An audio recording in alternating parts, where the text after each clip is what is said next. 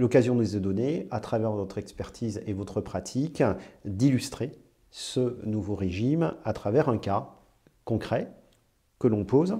En voici les éléments factuels de données.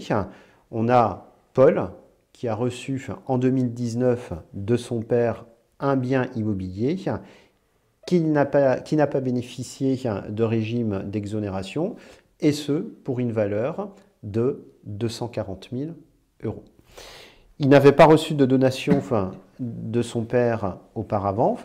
Son père le gratifie de nouveau le 20 septembre 2023 de biens ruraux loués par bail à long terme d'une valeur de 600 000 euros, bénéficiant de l'exonération prévue justement par l'article 793 troisièmement, du Code général des impôts. Paul souhaite bénéficier de ce régime d'exonération et on va voir de quelle manière. Alors, pour permettre le déroulé de la résolution de ce cas, quelques questions de guidage. En raison de la valeur des biens transmis, première question à Paul, qui passe de 300 000 euros, est-ce que Paul est obligatoirement tenu de conserver les biens donnés pendant une durée de 10 ans? Et c'est là la première question.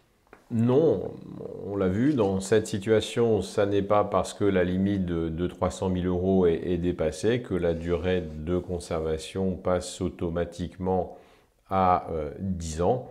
Autrement dit, Paul peut choisir soit une limite à 300 000 euros avec une durée de 5 ans, soit une limite à 500 000 euros avec une durée décennale de conservation. Alors toujours dans la suite des questions préalables qui permettront de davantage et mieux comprendre l'illustration chiffrée, quelles sont les options offertes à Paul pour l'application de ce régime d'exonération? Il choisira en fonction de la durée de conservation à laquelle il souhaite être astreint, soit la limite de 500 000, soit celle de 300 000. Comment cette option sera-t-elle formalisée, François?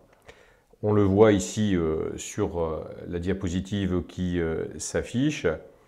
C'est au bénéficiaire, au moment de la transmission, qu'il appartient, s'il souhaite bénéficier de la limite de 500 000 euros, de l'exprimer. Donc si Paul souhaite faire ce choix,